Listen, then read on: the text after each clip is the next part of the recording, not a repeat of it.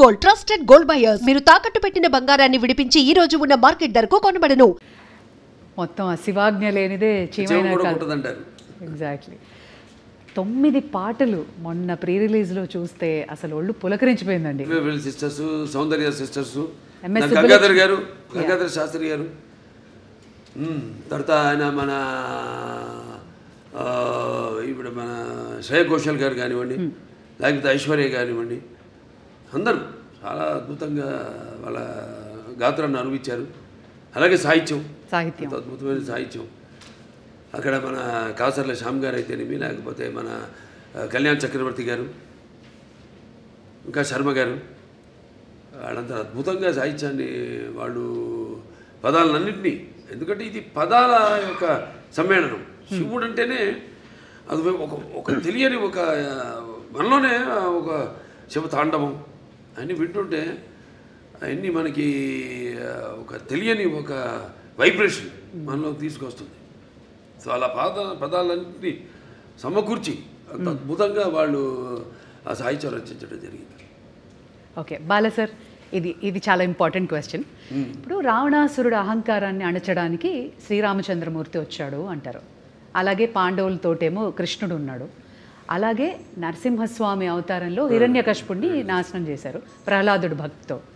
ఇప్పుడు మన భారతదేశం మీద ఒక ఈవిల్ లాంటి ఒక నెగటివిటీ వచ్చినప్పుడు మా ఇండియన్ సూపర్ హీరో అఖండానా, మీరు మా ఇండియన్ సూపర్ హీరో అని అంటున్నారు అందరూ. అవునండి. అంటే మెయిన్గా మనకి మన సనాతన హైందవ ధర్మం దాని మీద, అంటే మొదటి భాగంలో పిల్లల జోలికి ఎవరు వచ్చినా, అంటే పిల్లలు దేవులతో సమానం అంటాం.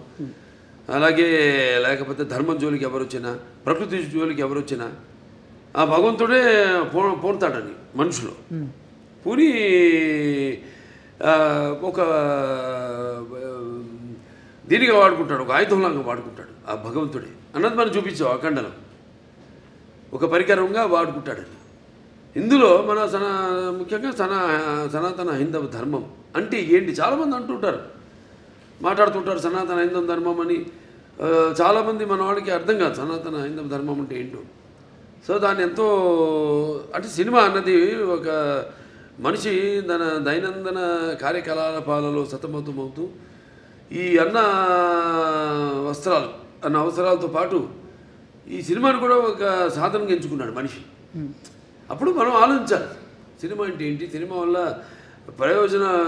మనం ఎలా ఎటువంటి సినిమాలు తీయాలి అన్నది అటు నిర్మాతలు కానీ, దర్శకులు కానీ, నటులు కానీ ఆలోచించాలి ఎటువంటి సినిమాలు మనం ఇవ్వాలని.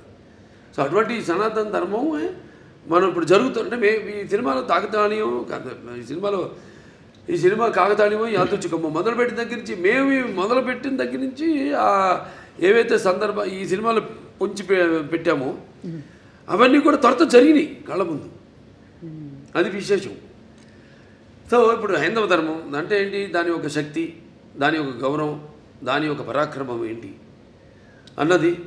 దాని తర్వాత మన సనాతన హైందవ ధర్మానికి మూలాలైన సత్యం కోసం పోరాడాలి, ధర్మంగా మనం జీవించాలి, లేకపోతే అన్యాయం ముందు మనం తల వంచకూడదు, ఇవన్నీ. సో చాలా అది నేను చెప్పినట్టు యాదృచ్ఛికమో కాకతాళీయమో. సినిమా షూటింగ్ మొదలుపెట్టి మాకు తెలుసా ముందు మేము ఏదైనా బ్రహ్మంగారమా లేకపోతే నాస్ట్రాడామస్మా ముందే ఇట్లాంటి జరుగుతాయని చెప్పడానికి, లేకపోతే తీయడానికి, సినిమాలు పొందుపరచడానికి. సో మేము మొదలుపెట్టాక అన్నీ జరిగినాయి. ఇప్పుడు మొన్న ఇక్కడ కాశ్మీరు గుల్మార్గ్లో అయితే జరిగింది, అవన్నీ మేము ముందే షూట్ చేసాము ఇక్కడ ఈ సినిమాలు, త్వరతో జరిగినాయి అవన్నీ. సో అలా ఇది కాస్మిక్ దేనికైనా అదే శివుడు ఆజ్ఞ లేనిదే ఇంతకుముందు అనుకున్నాం చేమ కూడా కుట్టదు అన్నట్టు ఆయన మమ్మల్ని అందరినీ ఎంచుకున్నాడు. ఆయన పరికరాలుగా మమ్మల్ని అందరినీ ఎంచుకుని ఇటువంటి సినిమాని తీసి ప్రజలకు అందించండి, ఒక మంచి సందేశాన్ని, మన సనాతన హైందవ ధర్మాన్ని ఏంటన్నది భవిష్యత్ తరాలకు తెలిసేలా దాన్ని ప్రచారం చేయమని మాకు ఈ సినిమాని అప్పగించినట్టుగా నేను భావిస్తున్నాను. ఖచ్చితంగా సంయుక్త అందమైన రూపమే కాదు హావభావాలు కూడా ప్రకటించడం. అండ్ ఈ సినిమాలో మీ పాత్ర ఏదైతే ఉందో మహిళలకి సంబంధించి కానీ వాళ్ళని ఇన్స్పైర్ చేసే పాత్ర లాంటిదా, లేదా ఆ యాంగిల్లో ఎలా ఉండబోతుంది మీ క్యారెక్టర్? నో అది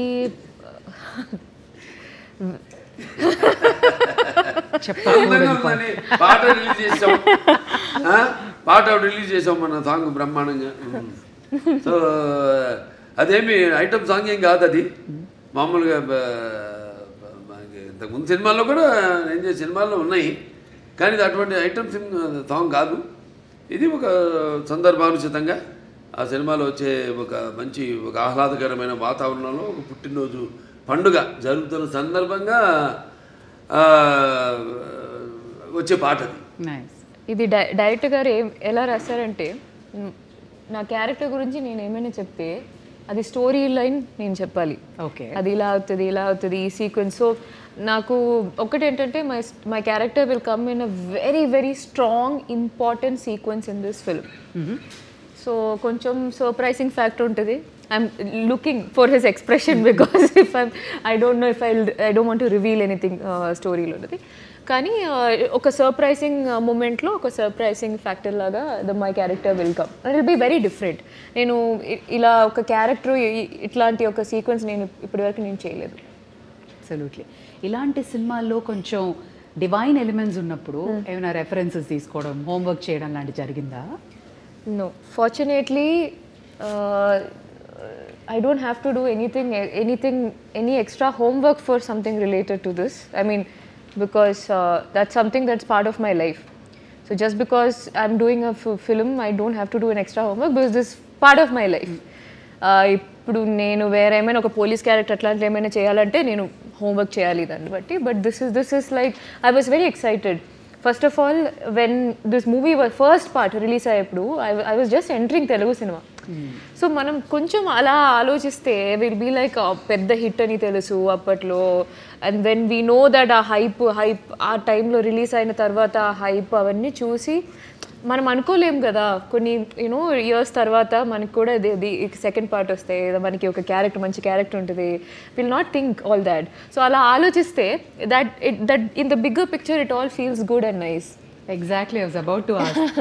ఫస్ట్ చూసినప్పుడు అఖండ చూసినప్పటికే అందరికీ అసలు ఒక యూఫోరిక్ మూమెంట్ వచ్చేసింది సార్ని చూసి. అవును, సెకండ్ పార్ట్లో నేను ఉంటానని మీకు అనిపించింది అప్పుడు?